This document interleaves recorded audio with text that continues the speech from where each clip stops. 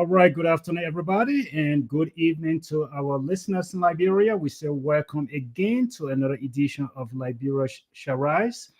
I am your host, Augustine Sharif, and today I'm going to be joined by the usual suspect. These guys are going to be joining me here shortly. We are going to be having, today's nothing serious. Like I always say, sometimes we just come here just to actually be able to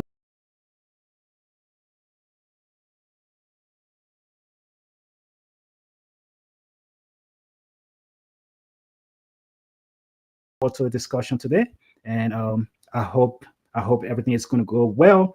I'm just waiting for the rest of the guys to join in, and then we'll get going. Um, and so Dr. George, and I mean he's on business trip. I like to call it a business trip. Mr. Sapolus here and Stephen. I think they will be able to join me here shortly, but we will see exactly how all of that goes. Again, we say welcome to Liberia Rise, and I am grateful that we can actually have a table talk discussion. Nothing serious, just having a conversation. If you've seen our title, the title for today, though, is Decentralization of Power, right? I know in most cases we want to hold on to power. We want to concentrate power in one area. Look, every government does it. We have even government in the great United States of America. We have the concentration of power. You can say it's actually in the U.S. However, though, even with that, there are different places that you can actually see how power is not just 100% concentrated in one area, but there are other places where people are doing different thing, whether it's at the county level or the state level. All of these things are taking place. So again, we say welcome to the broadcast. Share the broadcast, be part of the discussion. Feel free to send us your questions or send us your input on Facebook or Messenger and on Freedom FM 87.9 in Monrovia, Liberia. I am just going to continue to hold the ship until the rest of the guys get in here, and then we will get the show on the road. But again, I hope and pray everything is going well on your end, and things are getting better no matter what the situation is, man. Whether you are here in the United States of America or whether you are in Liberia, the one thing I always say, look, there is going to be those moments where we feel like things are all difficult and we can't get by. But then God always has a way of actually taking care of his children. So I'm looking forward to the discussion today as we go, and we will see what happens when when the rest of the guys join me. Again, this is Liberation Rise. Today's table talk. We are talking about decentralization of power. But before we go into that, though, there are some happenings in the country in Liberia. There are some things taking place, as always. There are a lot of different things taking place in the country, and whether it is for the good, for the bad, for the better, I have been in touch with friends and families back home, and one of the things that I have really come to realize very quickly is that, every day, we just get to a place where we feel like, I really wish this was better. Sometimes people use this parable in Liberia. They say you never really miss a water until that water runs dry, right? And so I say that in the context of this. I was talking to a friend who actually told me that he is disappointed in the Joe Walker administration, disappointed in the government because they had high hopes that the government was going to really deliver, that things are going to get better, but things are very difficult in the country. He complained about the exchange rate, he complained about the prices, he complained about inflation, and all of these different things that are taking place in the country. It just gets you to a point, and I asked him, again, my questions I ask, there is no scientific pool that I'm conducting. There is no scientific research that I'm doing here. But I'm just asking because I'm talking to a friend who is actually sharing with me how he feels right now. And so basically, I just asked this person, like, hey, you saying that you are disappointed in this administration. And so compare this administration. You've been there for the previous two administration. Yeah, he left the U.S. and moved to Liberia, and you have been there for the Ellen administration, and here you are for the I mean, you were there for the Weah administration, and now you have the Barker administration. And so when I'm saying all of these administrations, maybe somebody want me to put a political cap on it, which of course we're gonna kind of talk about today. We're gonna touch a little bit, but I'm not trying to put a political cap on anything. I'm not trying to put a political party on anything. I am speaking directly about the people of Liberia. You can forget your politics. Look, when you get in power and you can deliver for the people of Liberia, that matters. That matters. That is super important. It really doesn't matter to me whether it is going to be somebody who is UP, CDC, PLP, CMC. I mean, I can care less about the political party. And that is why most of the time when I'm saying these things, people can say I'm in denial, that I don't want to acknowledge the political party. The political party is not my problem. Look, you can be nobody and you become a leader in Liberia when you can do something to deliver for the people. I will root for you any day of the week. Honestly, I will. That is just me. And you can probably think I'm bluffing, but the opportunity that I have to live in this country where I am, and right now, if you look at anything, you will be very quick to see that I'm not affiliated with any political party. I mean, because what I look at though, I look at the substance that person is going to bring to the table. Now, if that person can come and deliver, you can be a Democrat, I'll vote for you. You can be a Republican, I'll vote for you. And so I am not tied down by political ideology. I'm really, really tied down with what the people or those so-called leaders are able to deliver for the people when those people come on board. I mean, when they come on board as leaders. And if you can deliver, by all means, you got my vote. Look, I got friends in the UP. I got friends in the CDC government. I got friends who are non-political. I got friends in every sector aspect of Liberia. And so I am not tied down again with this political ideology. I'm not there to say I support CDC. Because once we tie ourselves down to political parties, sometimes we wear our blinders. And even if our political party is doing horribly, we will still support them because our ideology is with that political party. But if you release yourself from those political parties and you sit back and you say, look, I am going to do A, B, and C. I am going to hold myself accountable. I'm going to hold myself to this particular ideology for the common good of the people. Then, of course, you are not too bogged down whether CDC does well, whether UP does well. That is not a thing. But these political parties, they put us in such a place. These political parties, they put us in such a place, and we find ourselves in a situation where we are no longer able to speak freely. We are no longer able to speak freely. Friends, I'm not joking about this. Look, I have a lot of wonderful people here that share this platform with me, and I'm proud of the work each of them do. Seriously. But there is one who stand out. I always kind of call him a mentor, and he is someone. He has a position that he holds, and I am just super proud of what he does. He's not ashamed to talk about that particular position. Now, how he feels about certain things, whether that thing is going to drive his conviction, I'm open to tell him like, hey, doc, I don't think I agree on this particular one. You know, I got three doctors on the show, so you choose one, the one you think I'm talking about.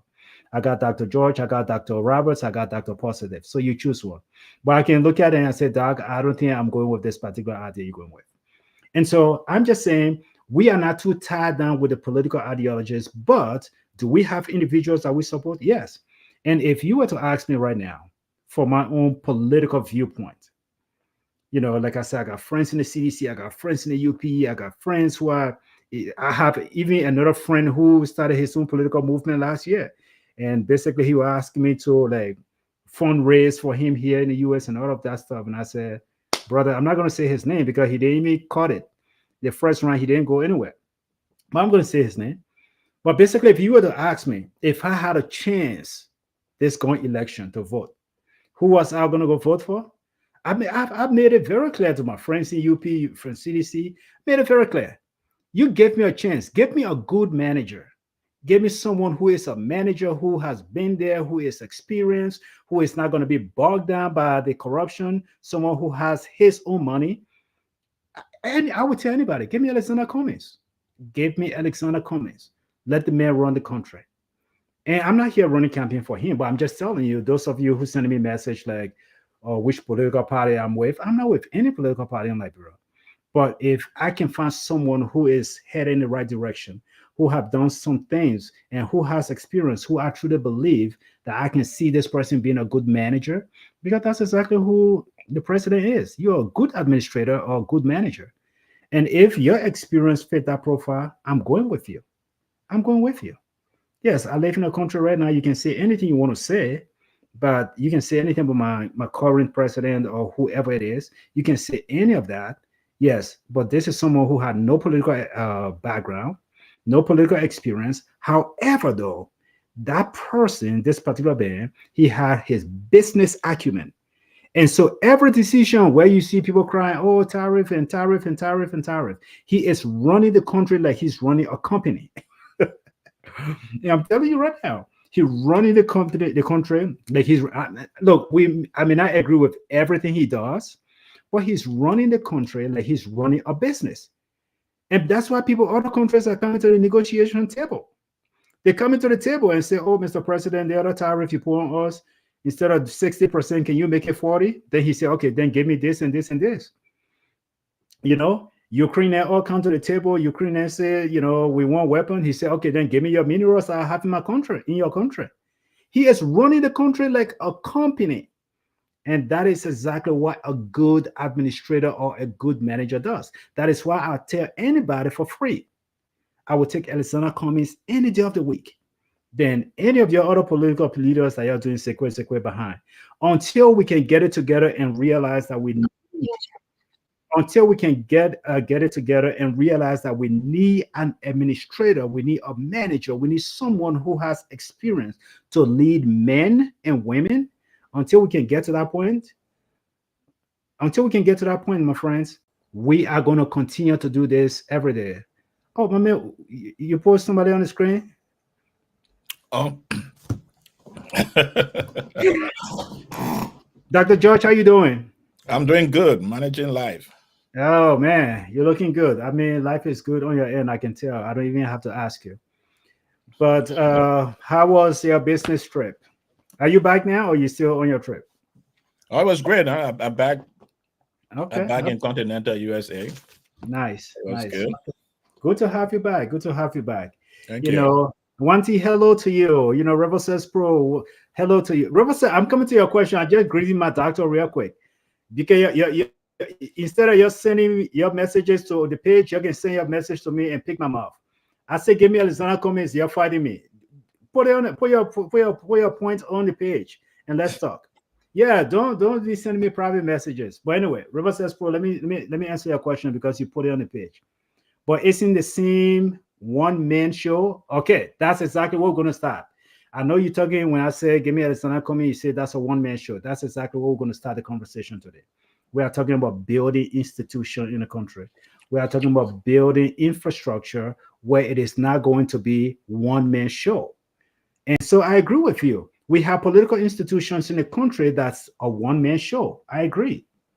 And that is why when that one man is not able to be on the show, then we can't function.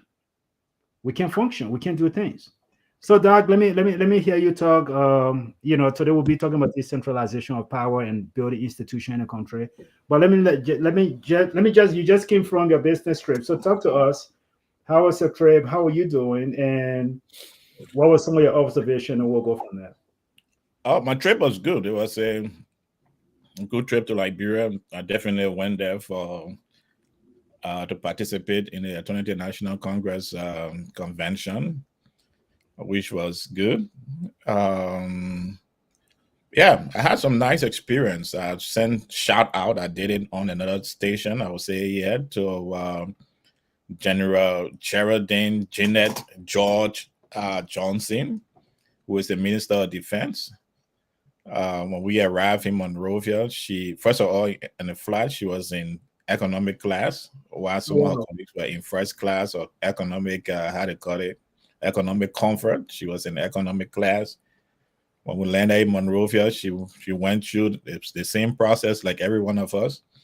Good Went job. to the crossroads and got her bag by herself. She didn't have any army officer coming to pick it up, and she left through the. I mean, I have so much respect for that minister, so I will continue to send shout out to her. It was great to see a minister in an African government following the rules, Yeah. not breaking it. So that was good. The airport was great for me. Nobody asked me for money when I came in. Nobody asked me for money when I came out. So it was a nice being Liberian. I mean, we are setting on other platforms. Monrovia is extremely dirty. I was someone would get some wisdom how to clean that city. Well, The Dr. George, let's start from there, though. I think his last name, he's not Sharif, but the current mayor of Monrovia. yeah, I Siafa mean, Sherry or something like that. yeah, doesn't he have this monthly, once a month, they go and they grab broom and they put it all over Facebook, they're sweeping the city and they're cleaning it up. They did it last month, they did it the month before. So is that Well, is that if he wanted to news Bruno swim Maria, he was swimming for a long time.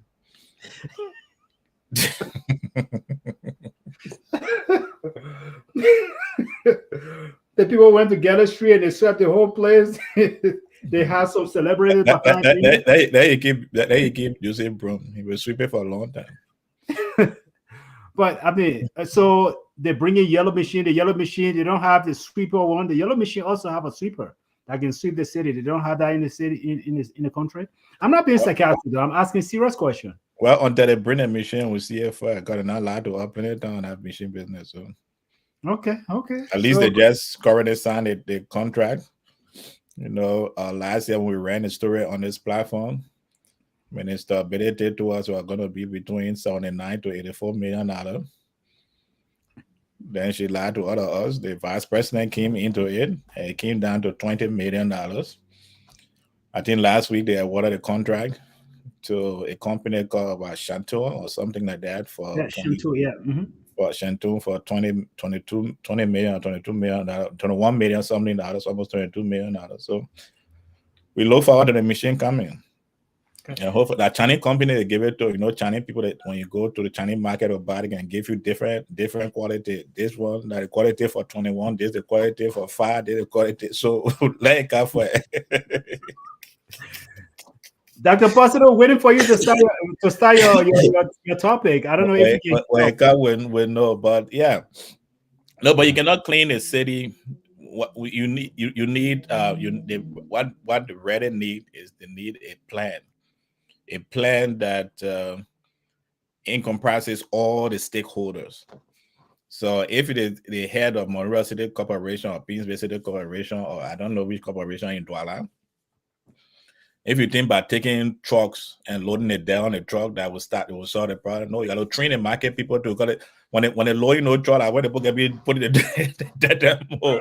So there's a whole process of training you got to do. You got to train everybody, and then you have to put law in place, law that will be consistent, that people will know that if you do this, you will be fine. But just by going to say you went sweep somewhere, I don't think sweeping and cleaning on that day. So you need what you call a sweeper truck. You need a washing truck. You need a lot of stuff. That's country is dirt. That city is dirty. It's very, very dirty. Yeah, yeah.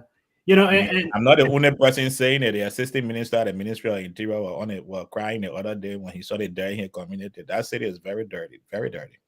Yeah, and not it's not just the physical dirt that we speak of, but that physical dirt can also lead to diseases, outbreak of different form of sicknesses in the city as well. So Oh yeah, definitely has to be done. we are sitting on a time bomb Mhm. because we are sitting on either a cholera epidemic or something worse than that.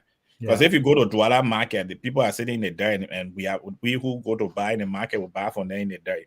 You go to Redland market, it's the same thing. You go to Waterside market, it's the same thing. The people are sitting in the dirt, and we are purchasing that dirt. So, and that an epidemic of the level of cholera have not broken out in that city is just by the grace of the higher power. Because yeah, I mean, it's concerning, and perhaps sure, people have sure. gotten used to it. But Yeah, people say they can build immunity to it. Their system gets stronger. But no, but Dr. George, let's get serious here. Let's get on this discussion. Dr. Positive, I don't know if you can hear us, but I know this topic is something on your mind. Come on screen and let's get the show on the roll.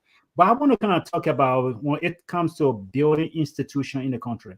I followed a little bit of the event that took place with the ANC and the CDC. I also see what they're doing. They're trying to rebuild, they're trying to get themselves together, and they're trying to reposition themselves, even though that political leader said, look, he was not going to run because by the time 2029 comes around, I think he said he will be 62 years old and he's not going to run 63, and he's not going to run for additional 2 years, and he want to be retired. But I can already see, Dr. George, that the political leader of CDC is under tremendous pressure. And I've only spoken with two people who can confirm, who are very close, who can confirm that particular suspicion. So I can say this without mentioning that name. He's under tremendous pressure. He have no intention. Emmanuel Pin say, Emmanuel Pin, come on the show. You're a big CDC, come on the show. I'll pull you out here too. So basically, he's under tremendous pressure because those around him, because they did not build institution, those around him, they don't see the party going forward. They don't see the institution going forward without Mr. Weir. And so if Mr. Weir is not on the ticket, who is Moluba Malu? Who is Kuyate? Who is Akaros Gray? And who is Dixon Sibo? So because of that, they really feel like Mr. Weir has to stay at the top of the ticket, even if he doesn't want to. They want him there because through him they become relevant. Is there any truth to what I'm saying in your opinion when it comes to institution building? oh yeah, there's a level of truth to it. There's a level of truth to it. We all hearing the same sounds. We know that President Weir has said that he wasn't going to run at the end of the 2023 elections. He made a very strong and powerful statement in his church, in the Fogoklo Church, where he's a pastor. Mm-hmm. So Pastor Weir was inspired by the Holy Spirit. He said he was not going to run. Now, when the challenge we have is that, and I agree with you, we don't build institutions, so we don't develop leaders. There's the current president of Nigeria, Bola Ahmed Tinubu, is known as the godfather of Lagos state politics. Because when you go to Lagos, almost everybody who are in leadership now in Lagos state were trained, and their leadership ability were developed by Ahmed Tinubu. So he at least at the level of Lagos state, he developed a system where they know who is going to be the next governor. They all know who's going to be the next governor of that state, and they're all preparing to support that person. So this person come and spend his 8 years, he move on there, the next person come through, got to know that they belong to this class. Except someone can break it up, but almost everybody who have been a governor of Lagos state since 1999, when the current Nigerian democratic dispensation started, they are all people who went to the school of Bola Ahmed Tinubu. That's why his wife is the senator of the state. Nobody can challenge her for that position. But in our politics, who do we? The 6 year or more than 6 years, CDC has been since the 2005 election. So CDC was founded 2004 or 2003 or thereabout. We're talking about 20 something years in politics. Who can actually say that this person is the one that is in line to take over? For months, we're hearing that Speaker Funati Kofa was preparing him to take over. But it seems some of the inner caucus of CDC, they are not comfortable with him. So you have the situation now where the inner caucus to President Weir is pushing the narrative. A few weeks ago, former Foreign Minister Maxwell Kimaya came on Spoon FM and said that Weir is running. And they're sure. And so there's a school of thought that there's one group that President Weir is saying that, I'm not going to run. And there's the other group who wants him to run because this gives them an opportunity to come back to power, because nobody already trained to do that. So it's important that we build political institutions, but to build political institution, you also have to have secession process. Who is going to succeed a leader? Who are we going to make popular? Who are we going to But sacrifice to take to the next But step? Dr. George, one argument people always make, I'm sorry there to cut you up. I want to Mm. come to 2 points you're making. The first one is the building of political institution. And again, we are not just speaking on CDC, we're not just speaking, I mean, because the UP had no plan. I mean, you can definitely see when after Ellen, Boaka, I mean, it was all in the air. There's no plan, there's no succession line to follow. So we're not picking on one political party here. But definitely, though, when we talk about building political institution, I think you describe it best when you gave the example of Nigeria, the Tinubu effect. When you gave that example, compare to Liberia. Liberia, people always say our Liberian politics is about popularity. If you are popular and people know you, then of course they will vote for you. And that is why they always say this is why Cummings cannot really make a foothold in the country because he's quote unquote unknown. Now, so when we're talking about building political institution, that's one argument people always have, that it has to be a popularity thing. You describe political institution. Are we talking about a building, or are we building manpower, we're structuring an organization to be able to lead? If tomorrow I am the head of this organization, if my plane crash, I go down, there is someone that can take over. Yeah, are we describing the same thing here? Yeah, we're describing the same thing. It's more than the building. Where you need a building because you need an office space to operate in. As I said, maybe on other places where I've been part of such interview, is that it's a lot of money that political parties pay for rent. A lot of Yeah. money. Our landlord don't charge us 5 cents, 10 cents. Especially in the political year, political season, the landlords get crazy. There are some that pay 35, 40, 50,000 a year for rent. That's a lot of money. The former CDC headquarters, the owner of that place, was charging them what 350,000, 3 point something million for them to get a whole space. That's a lot of money.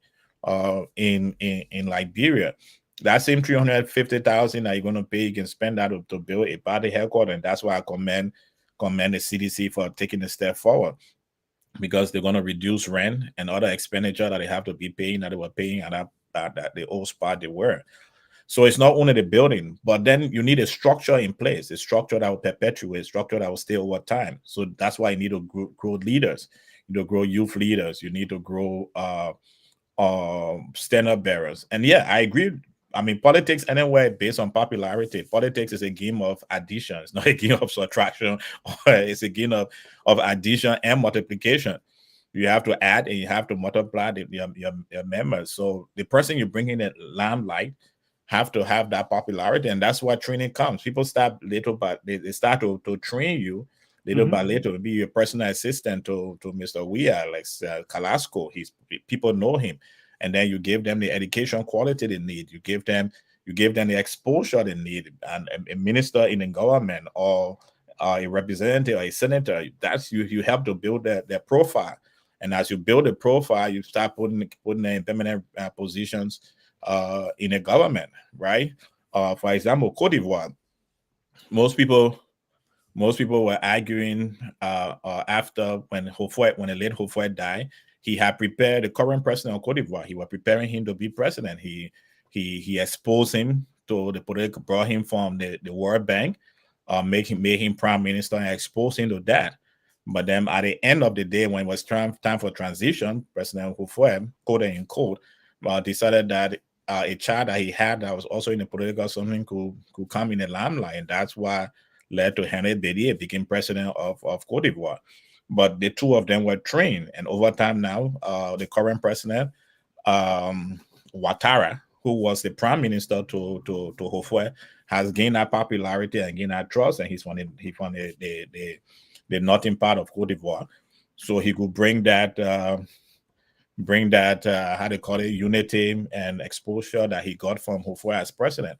But do we have the same thing in Liberia? Do we have the same training of people in our political organizations that can take over from a political leader?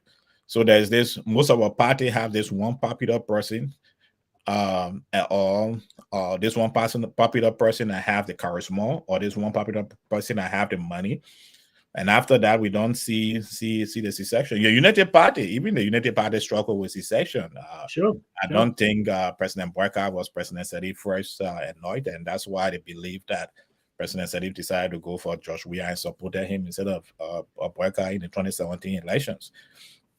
So there is no clear path to secession plan. There's nobody that is saying that the president is using a lot to put out there, and now they are struggling with it. They don't know who is going to be the next leader within the party. They don't trust the current vice president to lead them because they don't feel that he's one of them. But amongst them too, there's a lot of division amongst other people like Amara Khan and Augustine Gafwan. There's division amongst them. So that's become the situation of how they got it. But we don't build the institution because we don't institutionalize our politics to prepare other people, especially on the secession trend. So let's pick on the three major parties, right? We're gonna pick on ANC. I'm putting ANC among the major parties. No, seriously, I'm gonna put ANC among the major parties. So I'll go ANC first because you have a direct connection there. I will start from there, and then I will go with the current administration, which is the UP, and I'm going to go down to CDC. So let's talk about institutional building. Look, I'm going to say this, and I'm going to say it one time.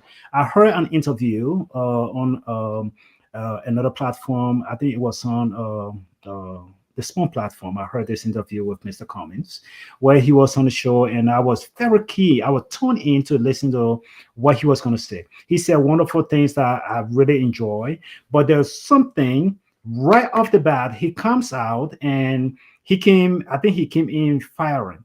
One of the things he said, I am not going to allow to be defined by the public.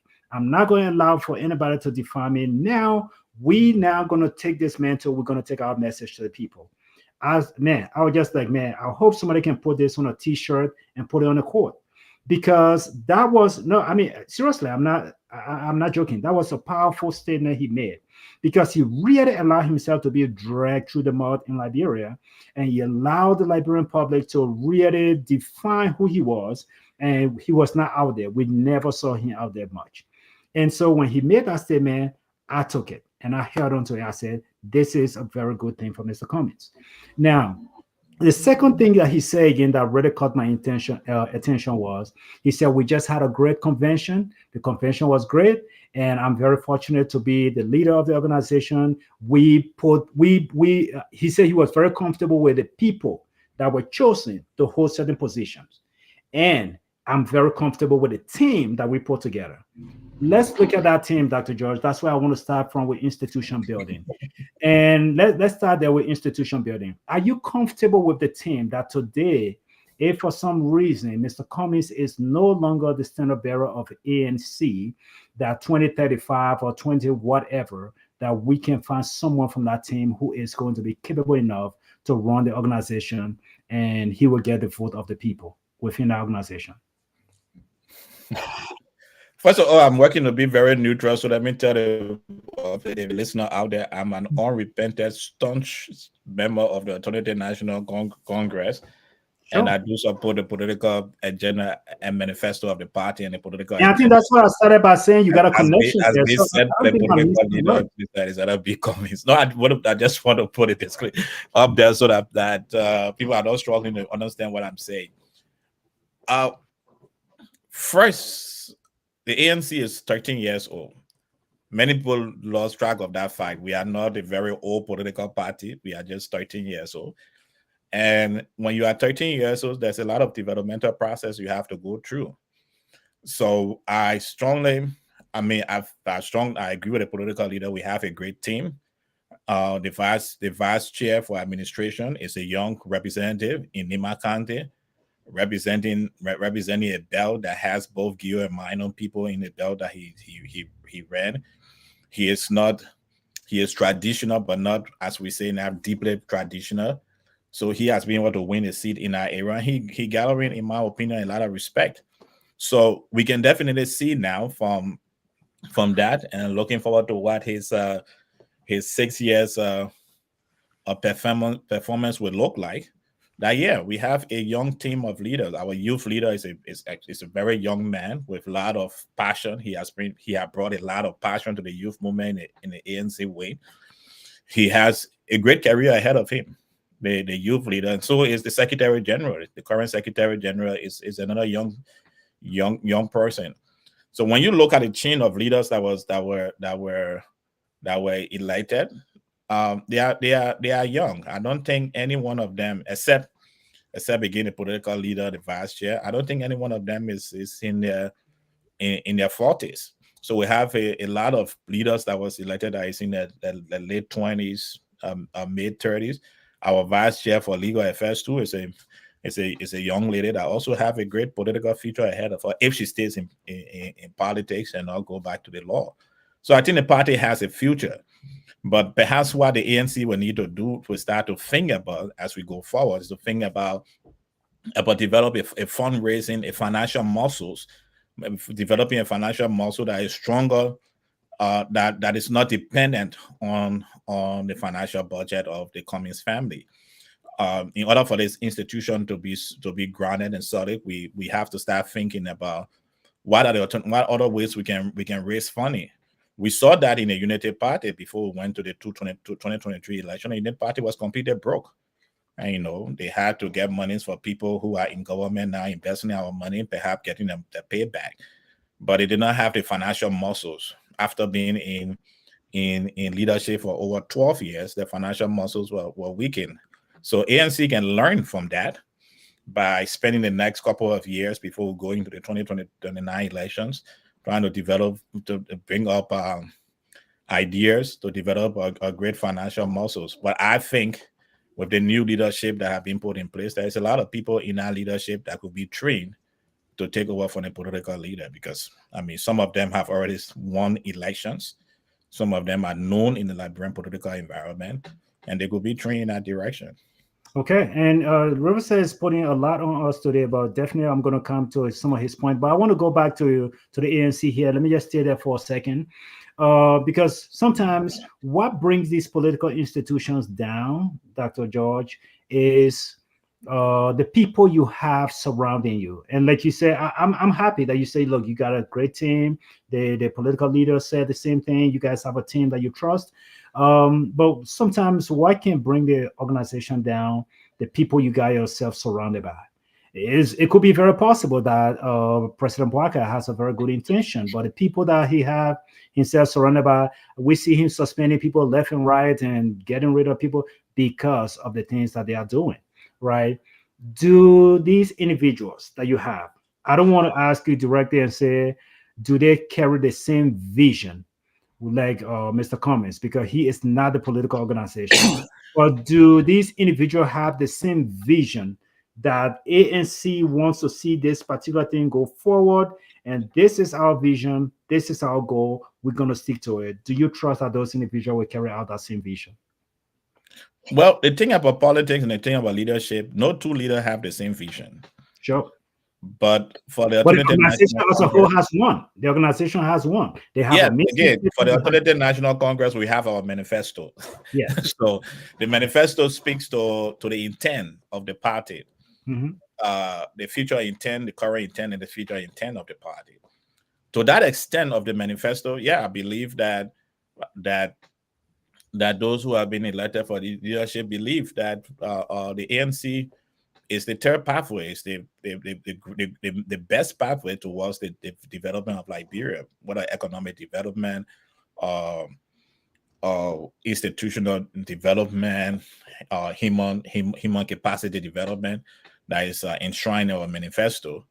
Many of our members, many of those who are in leadership understands that and walk in sync with what is within our manifesto. That vision will be different. The political leader currently has a different vision as to where he wants to drive the party. Yes, the same thing as a manifesto, but he has a way he wants the party to be driven. And he believe in that in that direction, which we all support after having conversation with him, having conversation with the entire team. We support the direction he wants the party to go to. There will be another leader who may not take the same direction that he's on right now, but we also respect the manifesto of the party. So yeah, we have a manifesto in place, and every one of us who are members of this party, of the National Congress, we respect that manifesto, and we live by it. And I strongly believe that the leaders who are put in place respect the manifesto and live by it. For Okay. example, right? If I'm to give an example, the political leader is very technical. He's what the English people would say. He's very calculative in doing everything. The next leader may not be very calculative as he is. They may react in the spurs of time, but that doesn't mean that we are not carrying out the same vision. But it means that every one of us have our own personality as to how this vision, this manifesto would be manifested with the Liberian people. Okay, so let me give you one more question here, and then I'm going to switch over real quick to go to the UP. Messaging was one of the biggest thing. You guys, for some reason, the ANC could not get the message out, and I think, I was saying to myself and said, man, this starting early this time around. They're doing activities in different communities, reaching out to people and doing all of these different things.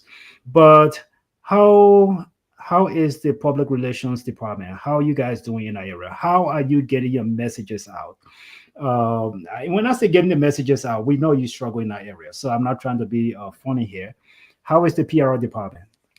Again, we did not struggle in that area as you How can you as struggle? many were Because your saying. message did not No, get we out. did not struggle. What challenge we have is that we enter into a marriage with a very bad wife, in the sorry way, a very bad husband, and this husband was able to articulate the feelings of what was happening within a house, and thereby many people agree that this was what was happening in the house. We're all listening to the wife side of the story because they all just agree that, oh, the husband is a good man, so we respect the husband. So anything he said, we agree, and that what happened in many marriages in Africa, right?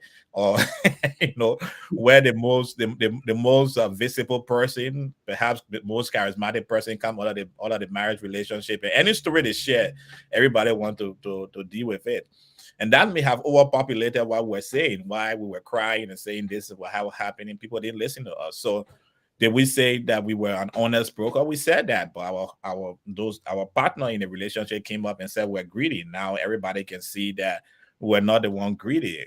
Our partner in the relationship came out to say they did not have a real solid marital relationship with us, but yet instead we see that there's a very solid relationship that have been built over the last 40, 50, 60 years by the two leaders of the various of the institution. But yeah, we started on a. I think we on a great 40, right? Hmm.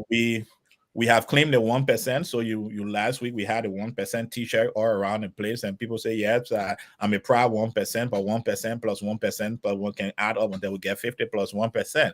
That message resonated. 2 Sundays ago, Mr. Cummings was on the Spoon Talk. He had an interview. That interview led the government operative to become very combative and assertive and at a level abusive that even from inside sources, it is possible that the president have to tell those attack backers that what they were doing was completely wrong. But it was a news cycle. For the last 1 week and a half, it has been new on every radio station you turn on in Liberia. Everyone is talking about what Mr. Cummings said, and that message resonated. From the beginning of the end of last week, we started nothing had changed, and people are grabbing to that, and nothing had changed. Nothing have changed in the country. Things are still so.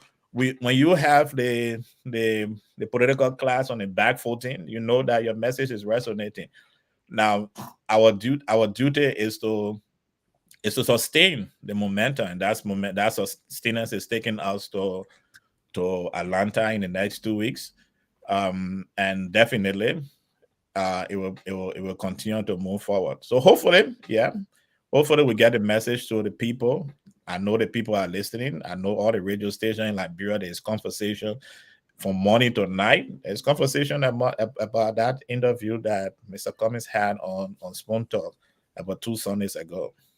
Okay, so let me shift gear here. Let me go to the current administration. Look, one of the things I would give Mr. Cummings credit for, speaking of that same interview, one of the things I would give him credit for is his balance. Usually, and I think most people are tired with this divisiveness in the country, this polarization and all of that, because you want power so much, you come in and you badmouth the administration. You don't see anything good in what they're doing. I think that's just cheap shot. It's just cheap politics. And most of us, I think we're smart enough to see right through the gimmicks.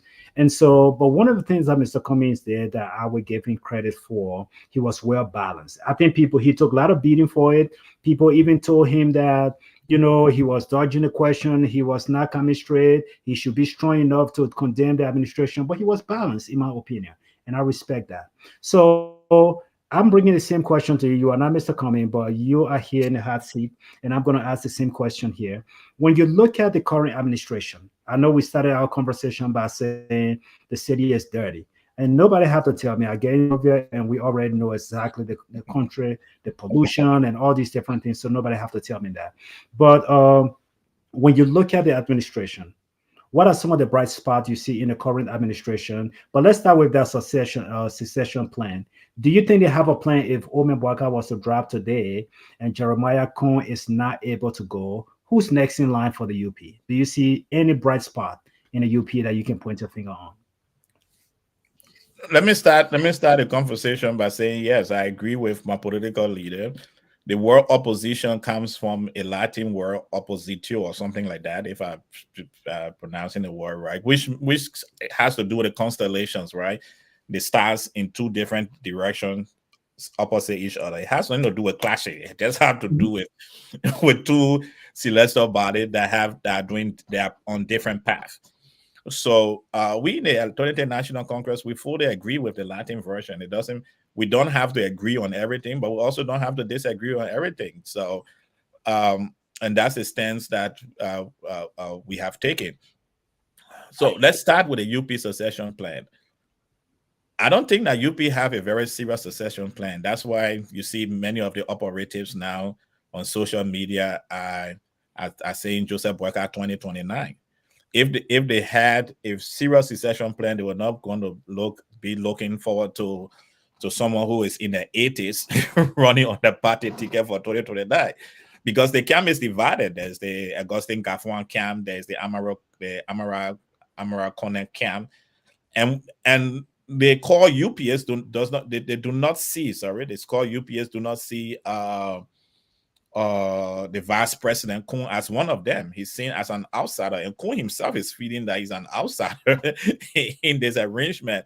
So I don't think all UPS are going to support Jeremiah Kun on their party ticket for 2029, except President Boyka make a drastic decision and decide that it's Kun that should be on the ticket, and the rest of them will have to contour or to bow down to the wills of Mr. President. But I don't see a clear succession plan with a unity party right now. But are they doing good things? Yes. As Mr. Cummings said, there are some good things they are doing. The road network. No, I'm not interviewing Mr. Cummings. I'm talking to you right now. So, yeah, you don't interview him. I'm only giving the opinion and stressing on it. But you added that he said in his comment. But we all are learning that the roads are good from Monrovia to Harper, which is great. We saw the video that counteracted it itself. The counteracting video that came from somewhere about what happened in Sano.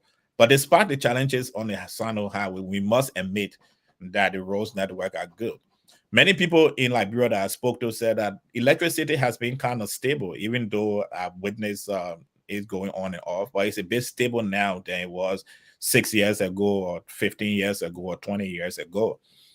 Hopefully when the dry season come, we get a clearer picture, because since when I grew up in Liberia, during the rain season, we had regular electricity. It was when you get power all the time, but when the dry season comes down, the determination of whether what we call LEC were working or not.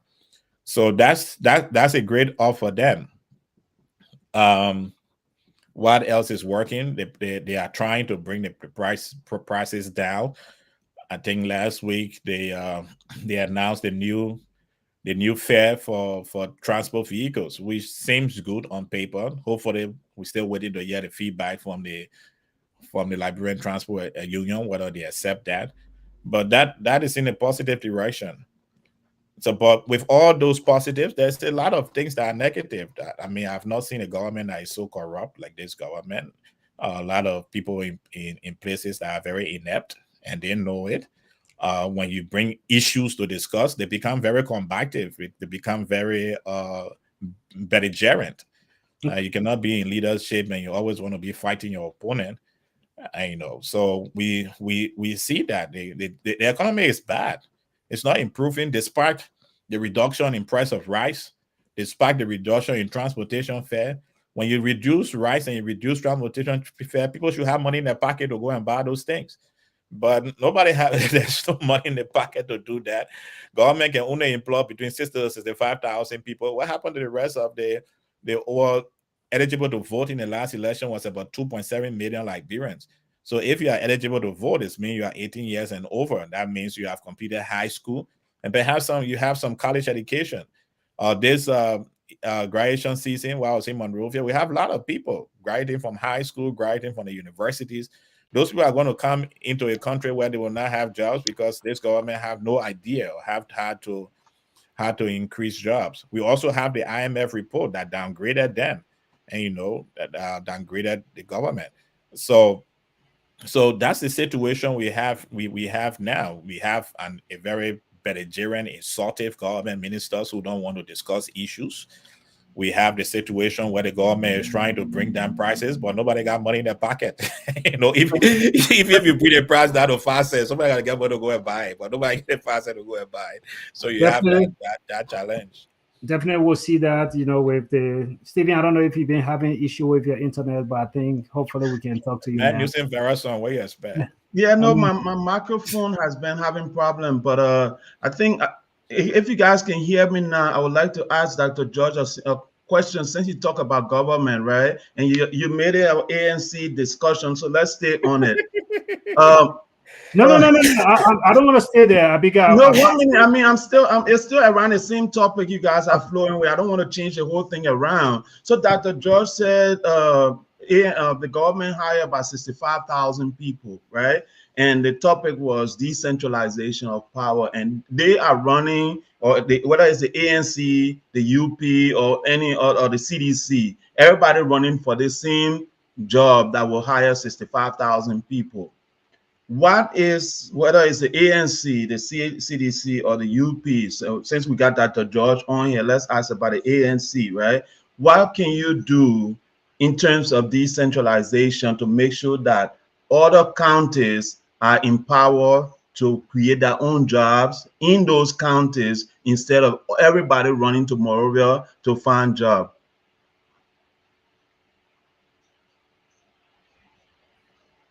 Sorry, Steve, I didn't get the end part. The decentralization. Yeah, so you are talking on the other side, but let me rephrase my question. But what I was saying was, you guys are saying there's 65,000 people that the government can employ, right? Yeah. Mhm. ANC, CDC, UP, all of you are running for that same position that can hire 65,000 people.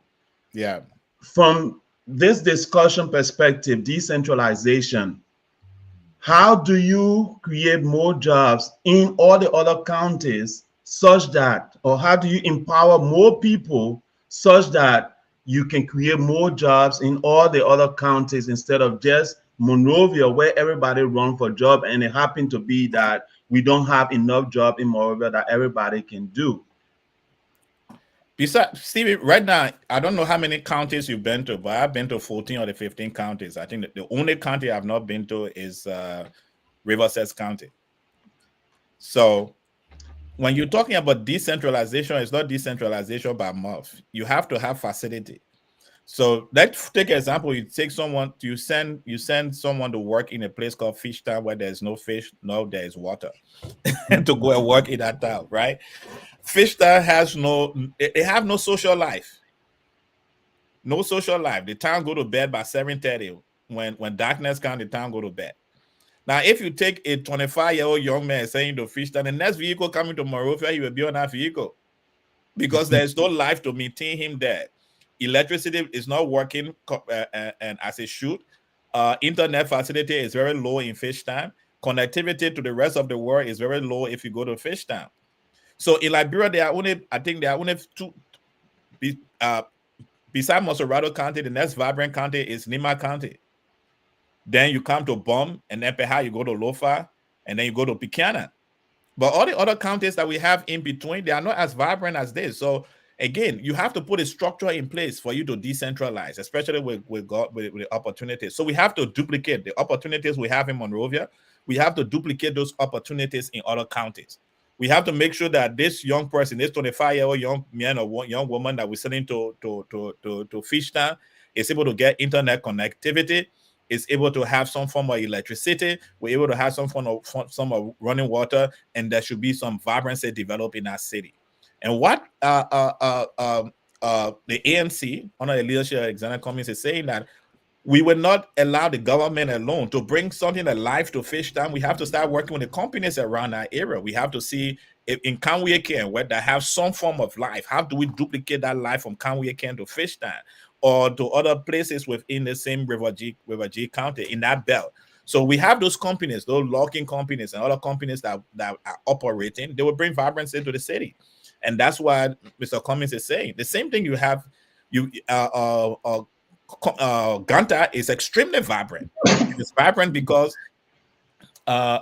you have a lot of business people over there, and it's close to it have good connection to Guinea and what the other country name and La Côte d'Ivoire, and that connection also makes it a traveling hub, because travelers that come from Côte d'Ivoire, come from Guinea, have to come to Ganta to start from Ganta to get taxis to go to Monrovia. So you expect that kind of life. So we have to duplicate that. Once we have the replication in the cities, then the young people will be willing to live there. You can ask the Ministry of Health. I don't work at the Ministry of Health, but I have friends who have been on health team. That they send them to Bombing County 1 week, the next week they resign, they were buying Monrovia. They send them to how they call it, to Greg Crew, Greg says, the next week they resign were in Monrovia, because the vibrancies are not duplicated. The facilities are not duplicated. And for us to do that, we have to duplicate those facilities outside Monrovia, which we are not doing. We build counties, we give them capital, but we didn't. We give them political capital, but we did not give them the economic capital. We have not even mapped up. Like in many countries, you know which state, like in the US now, you know which state has a particular economic vibrancy, and you can invest in that. I don't think we in Liberia have mapped up the various counties.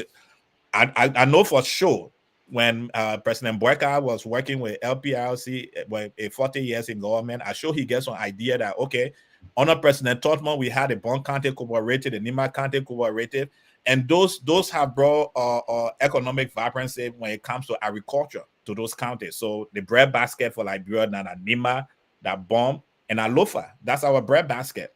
So those counties, we know what a rain or shine. The people in those counties, they are very, very good farmers, and they can bring rice and other things to them. Are we making use of that? Are we making use of the farming in order for us to bring vibrancy? But we cross the river to go to the southeast. We know that Grand Gile, Grand Cru, Maryland, those people there didn't let farming business. Farming is not a part. In Grand Gile, the dry zone district is a very great farming community. But after that, the rest of the people, they are hunters. But now we have a law in our country that tells us that you cannot hunt bush meat. Have we sat down as a government to see what is vibrant now that we can help the people of Grand Gila County with, that will make people want to move to Swedru and other places? I don't think we have done that study in Liberia yet. Then you go to River Cess. The people are fishermen. After coming from the fishing, they bring their fish 6 o'clock in the evening. Life is dead in those areas. But they have very beautiful beaches in Grand Cru. In Maryland, the beaches are beautiful, but we talk about tourism all the time, but we have not invested in tourism in those areas that can move more young people into that part of the country. So the conversation of decentralization is very good, but decentralization also go with economic development, economic empowerment, and infrastructure development. Unfortunately, in Liberia, we ain't doing that power. Sherry, go ahead. No, Stephen, I don't know if you have any other question, because we ended the broadcast now. So I know you have some things planned, but for some reason. Oh, no. Thank you for carrying on the show. I just want to test Dr. George to see where the ANC brain is as far as decentralization. Because they're talking about taking this country, right, to run this country. And if you're talking about running this country, you're already seeing a problem. And everything they do is done immoral. The Riverside Pro say, even by them taking a convention to another county, that would be big start towards decentralization. Is the ANC ready to do that? To say, let's forget But our Morville. convention was in Kakata. But that's why River says pro Our is saying convention was because in Kakata. Kakata next to Morville, not a close to Morville like Our that. convention was in Not Kakata. Kakata is in Magibi County. Yeah, I mean Kakata not close. You're talking about let's forget Kakata. Let's say your good grandleader that you're talking about, right? To say we ready to see the Liberian people move forward. So that's why in my mind, Riverside people were putting this here to tease you, but you're gonna take these your convention somewhere else that is non-conventional. Like everybody go in Morovia. Where will you guys go? But anyway, long story short, though, I think we need to come back to redo this topic because it's important, Sharif, Dr. George. You know, we have a big country, and one of the things I see is everything is done in Monrovia. Even in terms of development, the president have a wine and said today we're going to develop Riverside County, and because they voted for us.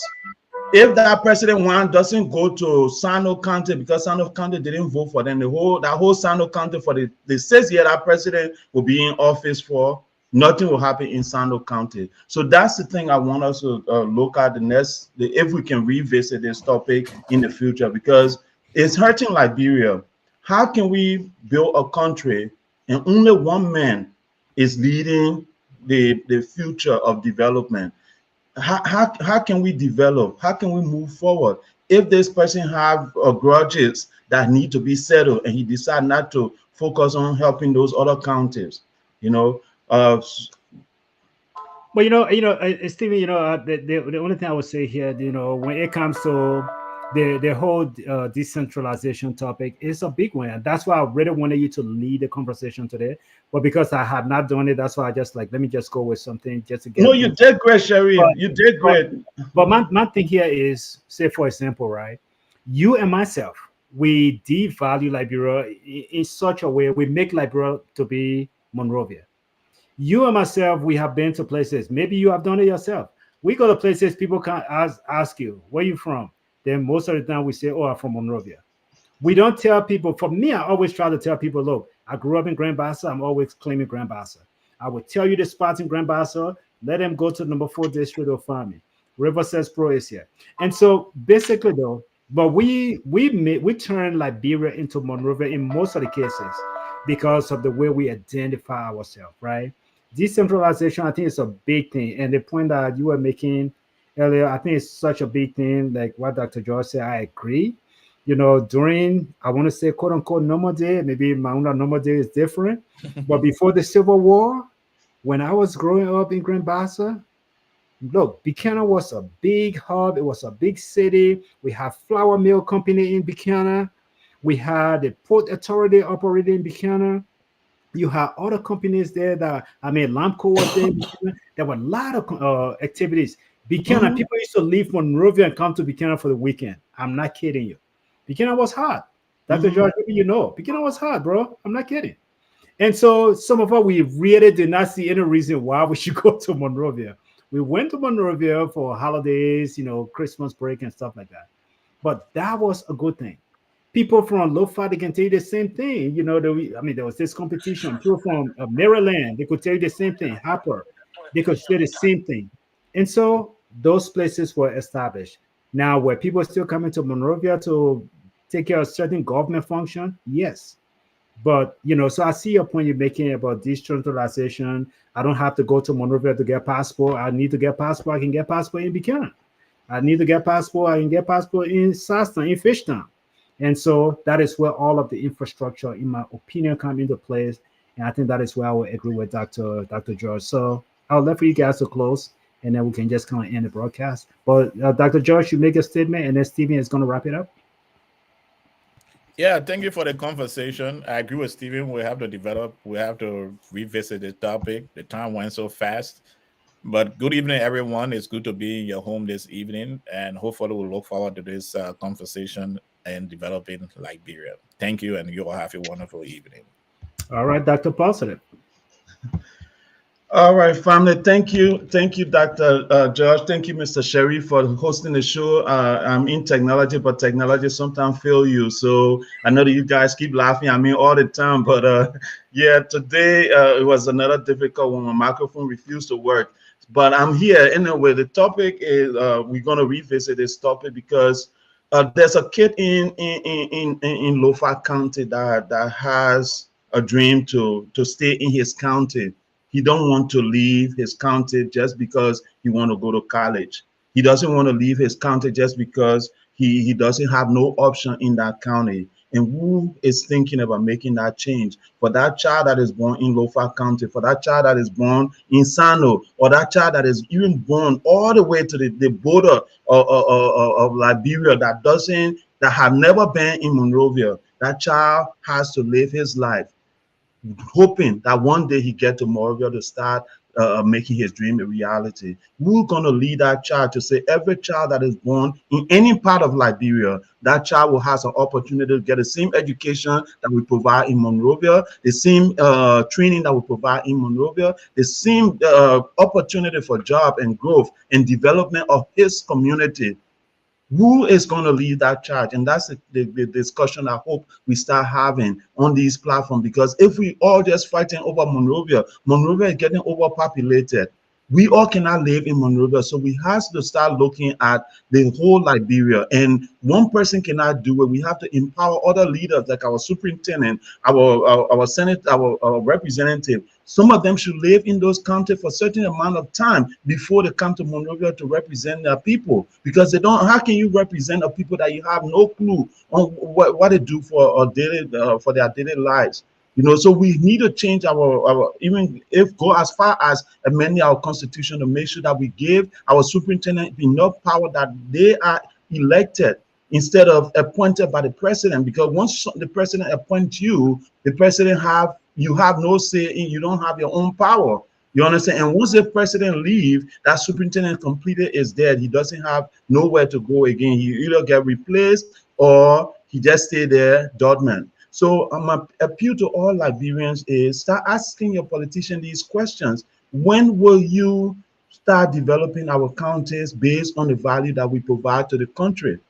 In that light, we all can see a Liberia that is going to develop from every corner, not just one part of our country. So I want to thank all of you. I want to thank Dr. George. I want to thank Mr. Sherry for having this discussion. And for those of you who watch, imagine a Liberia. Imagine a Liberia where you and myself can leave from Monrovia and go to all the way to Sano and go swallow domo or eat whatever the people traditional food is and come back to Monrovia or go wherever we want to go that same day or the weekend, go places and spend the weekend and have our job done. We don't have to, like Dr. George said, you as soon as you go work in Sano County, you have to run back to Monrovia because you have nothing there. You don't have no life. Let's start encouraging company to build facilities, internet facilities, cell towers in those various counties, give them incentives for them to do their jobs in those counties. In that way, the company have an incentive to go and build a tower. The company have an incentive to build another branch in that county. With that, we can see job being created in all the counties. And on that note, eventually we all will see Liberia rising. So I want to thank you all again. You guys have a blessed week ahead of you, and we'll be back here in next Sunday and next Saturday with some great topics that we all can discuss to see this beautiful country of ours going forward. Again, thank you to Mr. George. Thank you, Dr. Sherry Riverside Pro, Mr. Emmanuel Pay, all of you guys. Thanks for watching. You guys have a wonderful Sunday and all the best. And we will see a great and prosperous Liberia.